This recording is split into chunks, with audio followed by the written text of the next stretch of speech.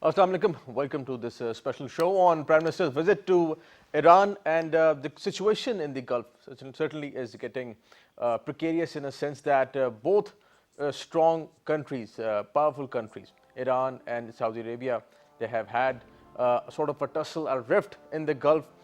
Pakistan stands for peace and stability, and Pakistan wants certainly peace in the region. And also we believe that Iran and Saudi Arabia too want peace and stability. But the situation has become difficult in a sense that both countries, Iran and Saudi Arabia, have been working out for their own national interests, for their own national security. Prime Minister's visit in this situation is very, I would say, crucial in a sense that anything if goes wrong in the region, in Gulf, that would not benefit any of these countries that I have mentioned, Pakistan, Iran or Saudi Arabia. Prime Minister's visit, yet another visit to Iran. There was one more earlier before this visit. This visit is very important, where he met the Iranian President, President Rouhani. He also met many other officials, the Supreme Leader of Iran as well, talking about the prospects for peace and stability in the region and how some countries, he said, some powers have vested interest in this conflict. President Rouhani and Prime Minister Imran Khan also made a press conference, and they made very interesting points in that press conference. We'll be discussing about that, but primarily about Pakistan's proactive diplomacy, Pakistan's position internationally, and Pakistan's position in the region, and the role of Pakistan as a peacemaker, as a country which stands for peace and stability and which wants peace and stability by working out with other countries. To discuss this, we have our special guest in the studios. Our first guest is Ambassador Khalid Khattak, renowned senior diplomat and an expert on Pakistan's foreign policy. Sir, welcome to the show. Thank you. Second guest is Air Commodore retired Basit Dada Abbasi, a renowned senior academic and also an expert on Pakistan's national security. Welcome to the show, Air Commodore Basit. And our third guest is Dr. Nazir Mahmood. He's an expert on Pakistan's national security and also Pakistan's relations with the neighboring countries. Welcome to the show, Dr. Mahmood. Ambassador Khattak, starting with this visit, Prime Minister's visit to Tehran. I just mentioned the situation in the region, Saudi Arabia, Iran, and otherwise. We see that there are a lot of conflicts in the region. We are talking about Afghanistan, we're talking about Kashmir for that matter, United States' longest war in Afghanistan, and we have seen the heat of that war that is going on in Afghanistan. Another conflict in the region would not benefit any of these countries, Pakistan, Iran or Saudi Arabia. How do you see specifically this visit and today's meetings with the Iranian counterparts? Well, thank you. You must have noticed that in the joint press conference, Prime Minister Imran Khan started with thanking the Iranian side for their support on Kashmir. So from that one could sort of guess that he didn't want that, that this Saudi-Iranian conflict should eclipse India-Pakistan problems or Kashmir, Similarly, in his meeting with his supreme spiritual leader, Khamenei, he talked about Kashmir as well. Also, it indicated that unless Pakistan shows interest in the problems of other countries, Muslim countries, like frankly speaking, it hasn't been showing much of interest, then expecting, the other countries to show interest in Pakistan's problems, like Kashmir problem, would be unrealistic. So there's an element of, this mutuality of concerns, what they call it, about the regional peace and stability. Now, coming straight to the Saudi-Iranian relations. Right. It has historical background, the Arab versus Iranians. We don't go into it because that leads us nowhere. Then there is a sectarian dimension of it. That again doesn't lead us to anywhere. We come to the ground realities. Now, the ground realities are such that war neither suits Iranians, nor for that matter Saudis, nor for that matter, the countries of the region, because the first, sort of result of the war would be rise in the oil prices. Right. When OPEC was formed, and there was this oil boycott, interestingly, there was a lot of excitement, you see, in Pakistan. I remember as a student or something, and some were attributing it to Mr. Bhutto's, idea or, his move or something. But the major victims of that, you see, oil boycott were developing countries, including Pakistan, because what happened that the industrialized world raised their prices of the finished products to counter the rise in the oil prices. But when it came to non-industrialized and developing countries, they had nothing of the sort, you see, to respond to. Right. So today Imran Khan pointed it out that given, you see, the poverty level, the other problems in the region, any war would be disastrous. Disastrous? In the economic, social, and political context. Then, it kind of indicates, you see, Pakistan's renewed interest in the regional matters. Because over the last 5-6 years, frankly speaking, that even when we would come out with a parliament resolution, it would be to the effect that Pakistan would not, interfere in intra, Muslim affairs or take sides. Specifically Yemen, that was the issue of Yemen. Yemen. And what was the result? We ended up, annoying, the Arabs without, pleasing the Iranians. Just after that resolution, two things happened. There was this spat of, kind of hot words with the UAE. And when President Rouhani had a regional conference, he invited Modi and Ashraf Ghani and didn't invite Pakistan. So, it was, I think, that what the present government is trying to do is to say that, look, we are also concerned about your problems, Imran Khan also mentioned Syria, and he also mentioned vested interests. Now, that was an indirect indication of, indication that Israelis would perhaps be not happy about, this. And certainly a lot of other countries, but that something that you are mentioning is very important. Air Commander Basit, this position that Pakistan enjoys at the moment, our relations with Iran, our relations with Saudi Arabia, and also there are different camps now, people think. There is this perception that there is this American camp, and people see Saudi Arabia having better relations with the United States, being in the US camp. Iran has strong relations with Russia. We have seen that, their collaboration in Syria and elsewhere in the Middle East. Also otherwise, both countries, Iran and Saudi Arabia, have been, and they are at the moment, dominating Middle East in one way or another. Russia, Iran, China for that matter. So the alliances are there. The position that Pakistan enjoys at the moment are good relations with the US, are good relations with Russia, are very strong relations with China, and then this visit that PM just made to Iran today. How do you see all this situation? In international diplomacy, once you play a part in the game which is going on, you get the prominence. And that's what's happening to Pakistan. Because if you compare 2019 with 2017 and first part of 2018, Pakistan was virtually thrown into political wilderness because India had a very successful diplomacy, whereas Pakistan was isolated. But come 2018, Pakistan gradually gained its place back in the Committee of Nations, and that is by playing its part.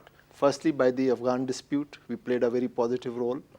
And even on the Kashmir side, our efforts for peace. If you see three flash points, the three burning points in this region are Kashmir, Afghanistan, and Saudi and Iran rivalry. And in all three, the role of Pakistan has been is of peacemaker. And that is what gives, that was sort of increases the stature of Pakistan in the Committee of Nations. And I'm very happy that the Prime Minister has taken this initiative, and the word Pakistan is now resounding at world stage. And I think there should be positive outcomes. But whatever the results, at least the role of Pakistan, its peace efforts, its desire for peace has been recognized. And that's very important at the moment. And second, as Ambassador Saab has very rightly pointed out, that the part we were playing in Kashmir and will continue, and as the Prime Minister said that I am the ambassador of Kashmir. So he played that part in Iran also. He started his joint conference with the mention of Kashmir. He thanked Iranians for their support. And here I have a point, that Iranians did come out clearly of what was happening in Kashmir, and they said that it's wrong, whatever is happening And is they've wrong. been very vocal about it. They have right? been vocal. Saudis, on the other hand, were quiet. So now that Pakistan is also trying to establish peace between them, I think this point will also come under the sidelines, that you also, on the Saudi sides, talk about Kashmir. Either overtly or whatever means, silent diplomacy, whatever ways are open, Saudis have to play a part on this side also. So that's a kind of quid pro quo also. But I'm very happy that this is happening, and I think that on the day after tomorrow he'll be traveling to Saudi Arabia, and the message and whatever he has seen the Iranian position as it is, it will be explained to Saudis. One thing, a very significant difficulty which I see is the injection of the American forces into Saudi Arabia, the 3,000 troops. And Deployment of troops in Saudi yes. Arabia, right? So because that's anathema to the Iranians. They feel that the presence of NATO troops, they have said, but that is largely Americans in the Gulf area. But they is have defense pact counterproductive. with Saudi Arabia, and also keeping in mind that there is this perception, Dr. Mahmood, that since Saudis have, as Air Commodore Abbasi just mentioned, Saudis have good relations with the United States, very strong relations with the United States. They have defense pact with the United States. Though the terms and conditions are not made public that much, but they have this defense pact. They were perhaps expecting more from US at one point, but that didn't perhaps happen for the Saudis. Looking at the region now, also Saudi Arabia and Iran both want to explore more markets, more friends in the region, and also move towards more inter-regional approach towards peace and stability. Iran and Saudi Arabia both.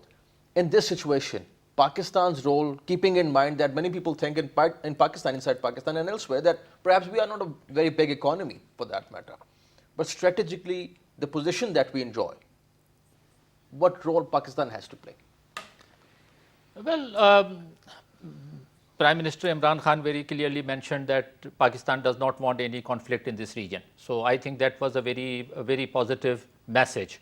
And the joint statement also talks about that both countries want peace, Iran and Pakistan. And Prime Minister Imran Khan's approach has been very positive in this. You know, he has been very vocal. We don't want conflagration with India. We don't want conflagration in this region, in the Gulf. So in that sense, Pakistan's position has been very positive. But in concrete terms, what we will be able to achieve, it is yet to be seen. And at the same time, we should not be presenting a very rosy picture also of our capabilities. I think we should be very realistic in that. So, you know, our own position internationally, we have not been able, though the Prime Minister Imran Khan spoke very well at the United Nations, but in concrete terms, when we see that we were not able to even get 16 votes to pass our present resolution in the United Nations Human Rights Council. So that is a fact. But a lot of the ministers have denied this position. They said that this has not happened. Well, we didn't go to that extent that, you know, probably because we were unable to get it. Anyway, so coming back to Iran, you know, America has a very important role in this region. And as Ambassador Saab and Commodore Saab also mentioned, that US has its own interest. And if we look at the statistics during the past 6 months, USA has sent 14,000 soldiers to Saudi Arabia. 14,000 soldiers in 6 months, right? And they have announced that they will be sending more soldiers also to Saudi Arabia, which is not a good sign. So if they keep sending, and then of course they charge. So, you know, their interests, Prime Minister said that it will go in the interest of other powers, though Prime Minister, and those, who are those other powers? Let me be very clear. I think United States itself and Israel, these are the two powers. If conflagration happens in this region, the two parties that will benefit the most will be United States and Israel. United States, because it will be sending more troops, more weapons, getting more billions of dollars from Saudi Arabia, and Israel, because Israel wants the Muslim nations to fight against But each other. interestingly, President Trump said that this rivalry has been going on for centuries. And I would say that Americans, obviously, they won't take the responsibility of what is going on between Iran and Saudi Arabia because of them. This is not new. This rivalry is not new. And if, let's say, US is selling arms to Saudi Arabia or Russia is backing Iran, it is something, a conflict, a situation that Iran and Saudi Arabia both have to resolve. Mr. Khattak, what do you think about this? Well, in reality, you must have noticed, one or two things. Putin called, his Crown Prince of Saudi Arabia and offered ground-to-surface missiles for air defense. Today's statement of President Putin of Russia, where he says that improvement of relations between Saudi Arabia and Iran will be in the interest of the entire region. And the solution to the problem of Syria will not be possible without Saudi Arabia and Turkey. So, the second thing that if you had carefully, if you carefully analyze the joint press conference of Prime Minister Imran Khan, he did mention that relations between America and Iran was also discussed by him with President Trump, and that there was a kind of an attempt to reduce the tensions between United States and Iran and to salvage this deal, Right. 1+5 and Iran's nuclear deal. The JCPOA, right? Yeah. So, what we actually need is a kind of, what Imran Khan was trying to point out was, a kind of a grand understanding. Realistically speaking, without any green signal from the US, Saudis would find it difficult to reach some kind of a permanent peace with Iran. Realistically speaking, Iranians, without giving up, on their, incursions into the Arab world, and it's not just Iraq, it's also Syria, it's also, Lebanon, it's also Yemen. Yes. Traditionally and historically, an Arab turf and Arab countries, realistically speaking, without Iran's any compromise on that, it cannot have peace, between the Arabs and the Iranians. Right. The threat perceptions would persist, and and then when it's reinforced by the sectarian factor also, it becomes all the more dangerous and complicated. It aggravates, right? Yes. So, there has to be some kind of a give and take.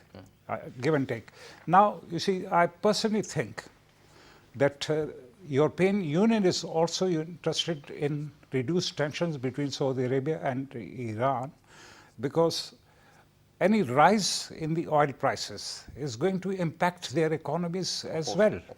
So it's that aspect also, the economic aspect, the political aspect, the regional aspect, and the strategic aspect. When it comes to some kind of the unity among the Muslim countries, let's not forget one thing.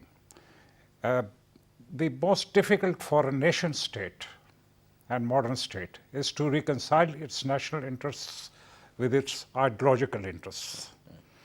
And that reconciliation becomes at times difficult because your national interest and your ideological interests come to clash. Also, for a regional stability and peace, the countries of the region have to learn to align their interest, to bring some kind of an alignment. Like disaligned, you see, wheels of a car, you see, would break down the car. Break down, right, So, right. Commander Basi, this situation that is going on in the region, in Middle East for that matter, the situation in Syria at the moment, Iran, the way Iran has been dominating Middle East from, I would say, Yemen, Syria, Lebanon, Iraq for that matter, Saudi Arabia too has been dominating.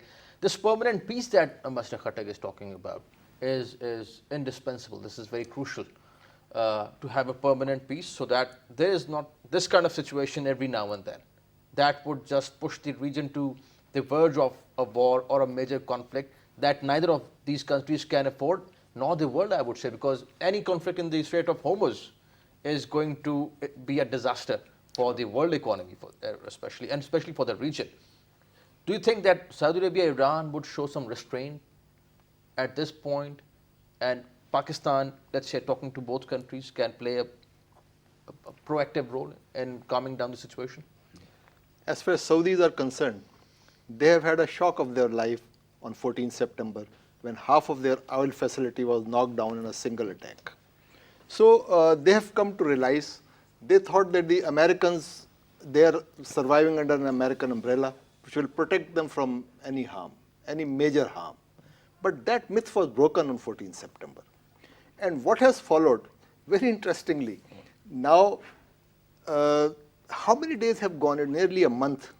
And now the Americans are going to defend them. Isn't a dichotomy? Isn't it very strange that they were attacked on 14th September and the defenders are being sent after a month? Why? Why not immediately? So the only objective of this huge force, and what Americans are sending, is not a mean force. It has two fighter squadrons. It has a aerial AEW, airborne air wing, AEW wing. Right. And this is a surveillance and reconnaissance element. It has oil tankers for air-to-air refueling. It has AWACS for airborne warning and control system. It has surveillance and reconnaissance aeroplanes. It has 2 batteries of Patriot missiles for low-level defense. It has THAAD, the Terminal High Altitude Area Defense System, and 3,000 soldiers with it. But what is the purpose? To defend Saudi Arabia. This is not for an offensive action. So it's only to make money for the Americans. No other purpose I can see in it. So Saudis are facing a dilemma. They have been under American umbrella for all protections. That myth has broken, as I just said. So what to do next? So if you notice the Saudis, they haven't reacted violently. Despite a very big affront to them, they have not said that we'll crush Iran and we'll do this and we'll that. They quietly watched. And for a few days, they didn't actually declare who is the offender. The Americans were the first who said that it's the Iranians. But there was a confusion that whether it is the Yemenis or who it is. And Saudis played with that tune because they didn't want, because if you say that these are Iranians, then the world will ask, then what are you doing? If they came and attacked you so drastically and obliterated your oil facilities, what is your response to it? Because they had no response. So if this relation has sunk in, there is a chance of compromise. And this is what the Saudis want. The only difficulty I see the Americans, because they would not like to withdraw this huge armada that they have injected and the huge amount of money which is they are going to earn out of it for nothing. They are going to insist that these hostilities should continue. And this has been the pattern of the events, if you see. And what is the problem? If you look at the root cause of the problem, it is the Americans walking out of the JCPOA. Right, out of the nuclear deal. Because right. Otherwise the world had stabilized. Whatever way it has come to a stable situation. But they walked out, and then to punish Iran, they choked Iran's oil exports, and in return, Iranians entrusted, actually, Iranians have been very offensive in last 6 to 8 months.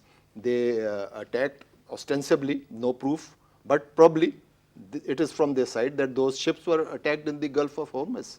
And then the Abraham Lincoln, and this we have not talked. Abraham Lincoln is a huge monster. It has 6,000 people on board. It has 90 aircraft on its deck.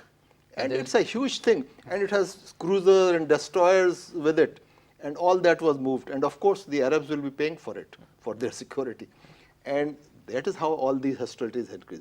And this is the root of the problem. Iranians have made it very clear that if you don't let us export our oil, we will not let it pass through smoothly. And that is the whole thing, and America is behind it. I hope the Saudis are able to realize this. They have realized it, but they are able to convince their other parties that their survival and the world peace lies in resolving the dispute instead of stoking it up and heating it. Right. But Dr. Mahmood, many people think that while Air Commodore Abbasi rightly mentioned about the situation in the Middle East, also the insecurities, I would say, that Saudi Arabia has, but also looking at Iran's influence, some people might call it the expansionist tendencies that they have. I just mentioned their influence in Syria, in Yemen for that matter, in Lebanon and Iraq is a stronghold of Iranian influence for that matter. It becomes very difficult for Saudi Arabia as well to keep a check on their expansionist sort of tendencies. Do you agree with this perception that is there? Partly, yes.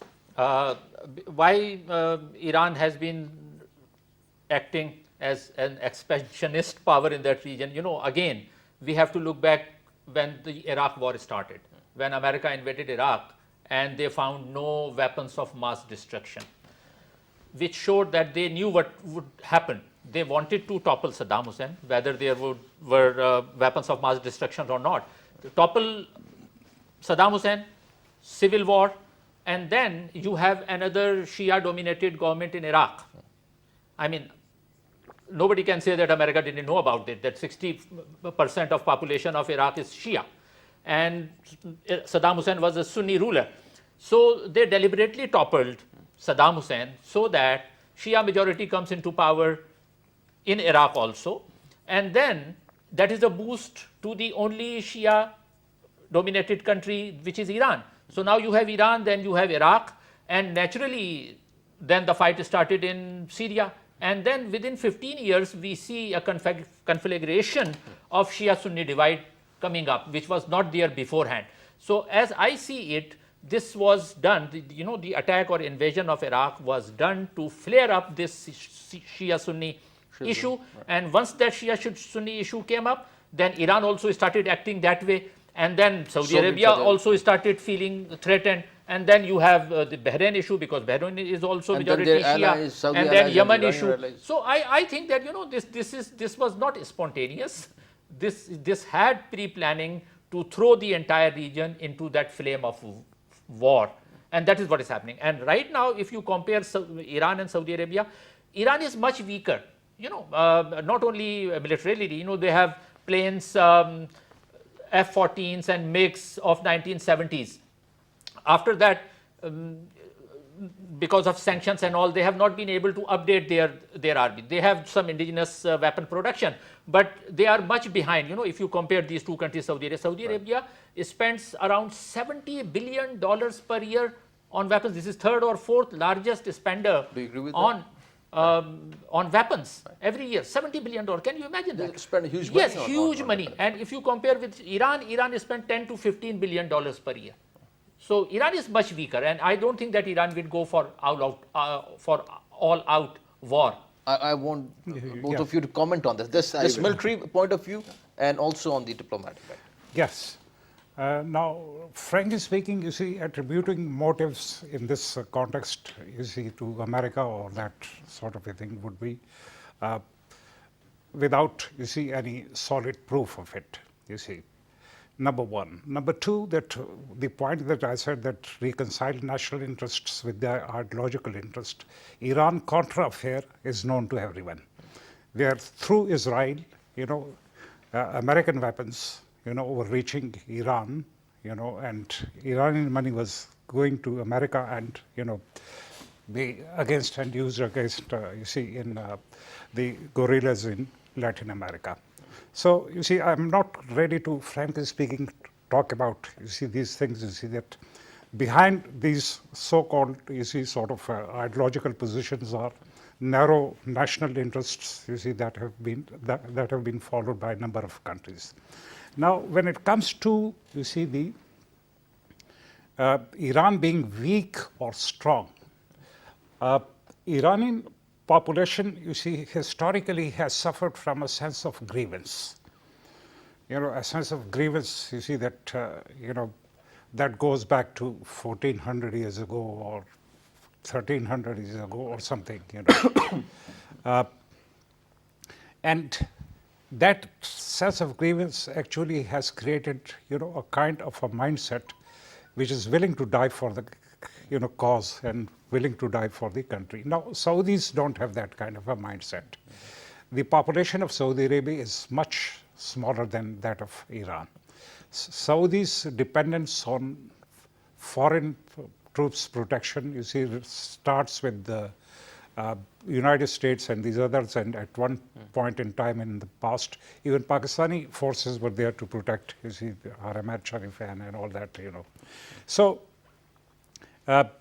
in a strategy, war strategy, the factors of, you see, the willingness of the population, number one, commitment level, morale level, you see, and the rightness of your cause, these are also the important factors. Right. Otherwise, Taliban and Afghanistan would have been obliterated by the Americans by now, but because of this human factor, as Mao says that it's not the man, but the gun, it's not the gun, but the man behind the gun who matters. Right. So ideology, you think? The human factor, the human factor, right. The human factor. So I won't consider, you see, that Iranians are weak. They're, yes, they are relatively isolated.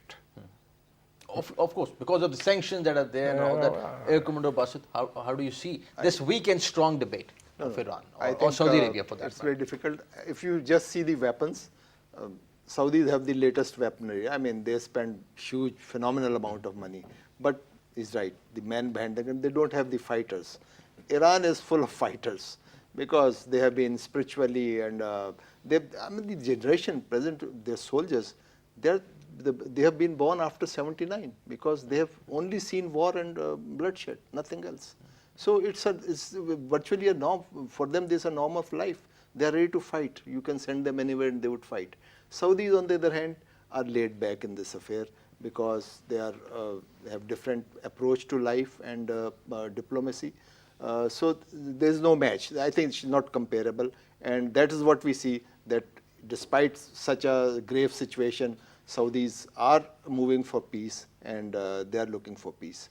But this should not be, let's say, taken. Do you think that if Saudis want peace or Iranians want peace, there is no weakness on the part of either Saudis or Iranians? That's right. It's more about actually the having peace and stability. Peace should be an objective without weakness, or because if weakness and strength decides it, then that's fait accompli. It's decided prehand. But you should have a desire for peace, because peace is what is in everyone's interest. And this is what is required, and perhaps this is what Imran, the Prime Minister, is going to sort of tell both sides, that it is in no one's interest.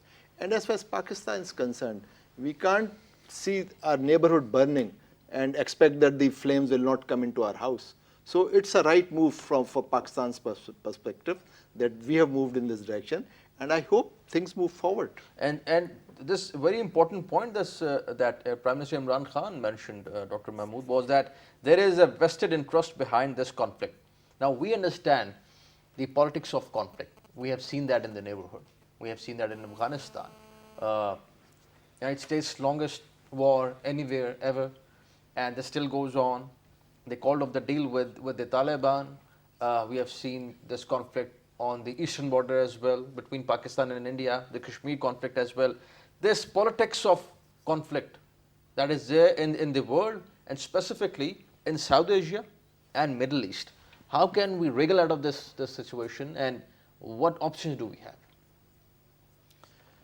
Well, first of all, not only talk about peace, but acting about peace also. So Iran has been talking about peace, Saudi Arabia has been talking about peace, even India and Pakistan also, officially talk about peace. But in practical terms, I think we the entire region, Middle East and South Asia, I think the leaders of these countries should come out of the war mentality that they have. And, it is give and take. Once if you keep spending so much money, India spends so much, Saudi Arabia spends so much, Iran, whatever it can. So if you keep spending, people are suffering.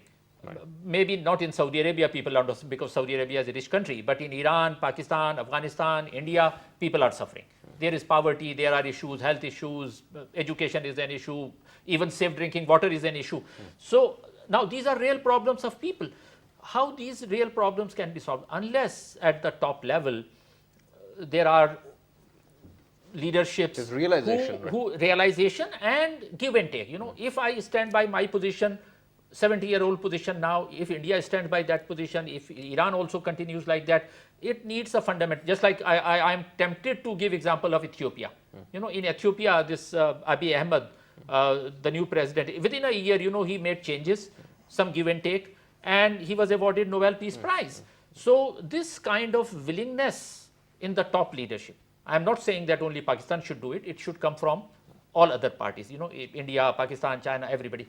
Unless that peace comes in action, I think this conflagration will go on and we will be playing. I think the whole region, the Middle East and South Asia, we will keep playing in the hands of Western power unless our people, our leaders decide that enough is enough.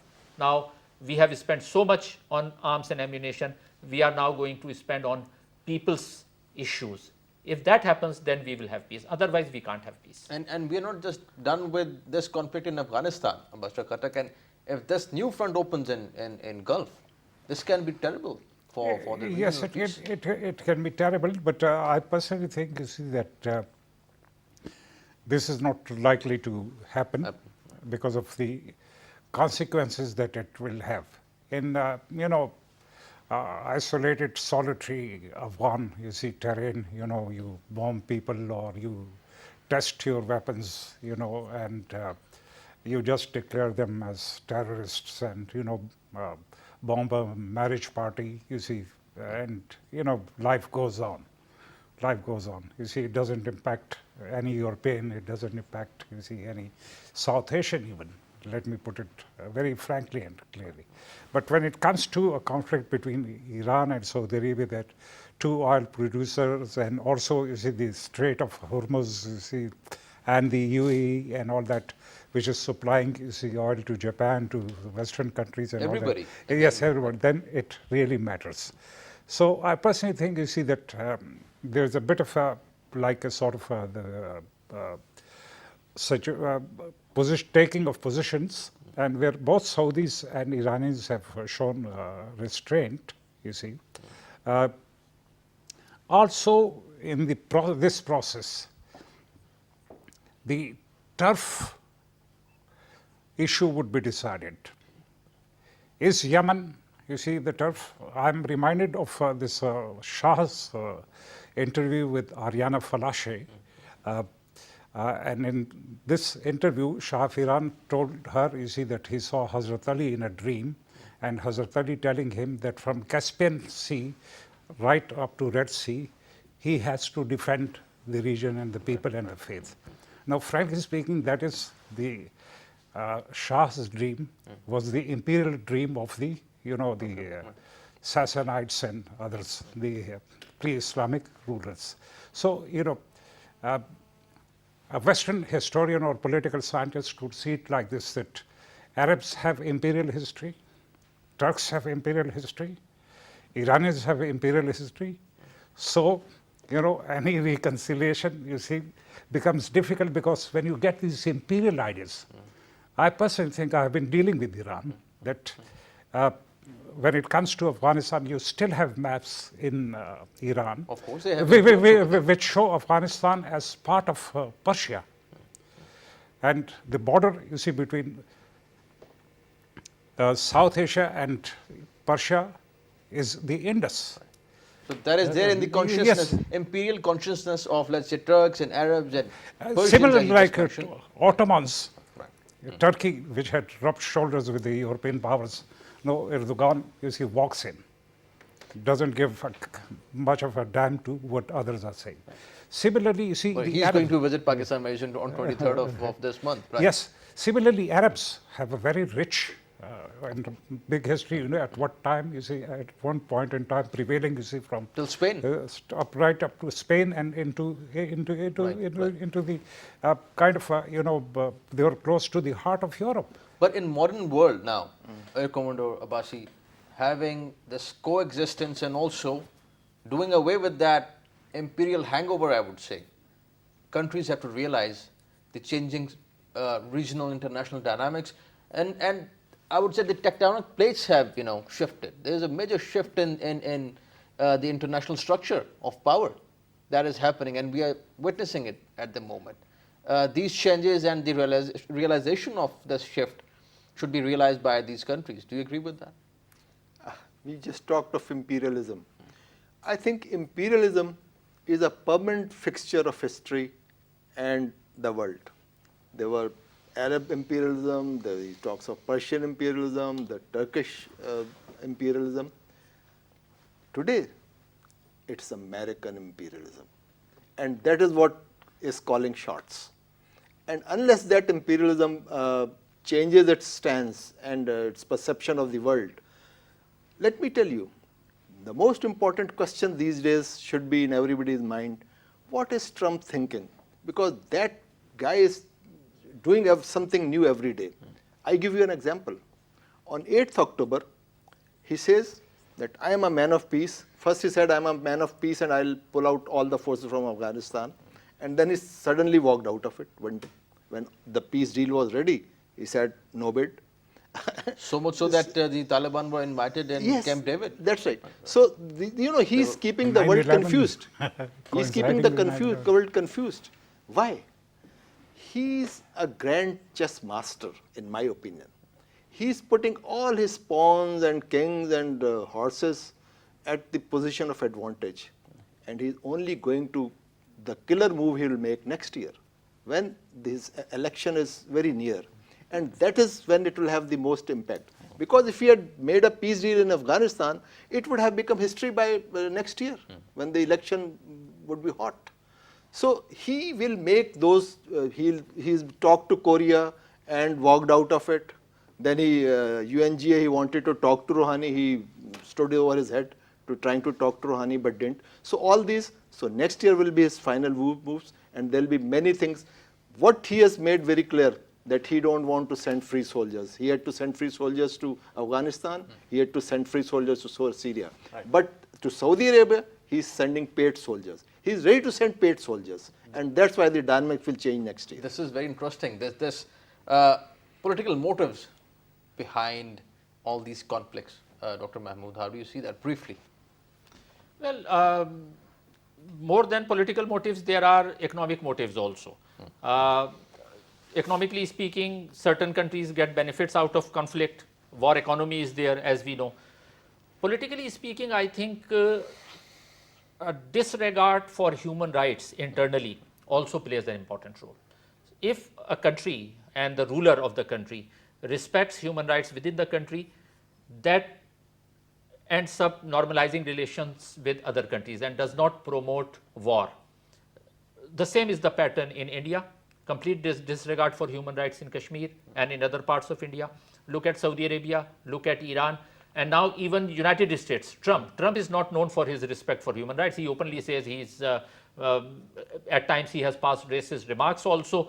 So, this tendency which is coming out of populism, it is not only under authoritarian governments like Saudi Arabia or Iran, but it is also even in democracies where the leadership comes which disregards human rights.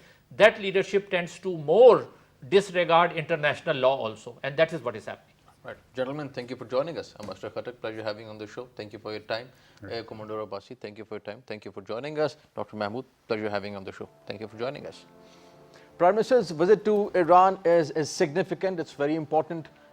Pakistan knows the politics of conflict. We have seen that in our neighborhood. We have seen that in Afghanistan.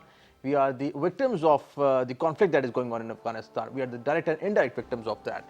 So we know the politics. We know what it can do for their region, for the economies in their region. Therefore, Prime Minister Imran Khan's initiative to visit Iran and further to Saudi Arabia is a very clear stance from the Pakistani side that peace should be worked out between all the countries in the region, between Iran and Saudi Arabia especially, because any conflict in the region, in the Gulf for that matter, is not going to benefit Iran or Saudi Arabia or any other country.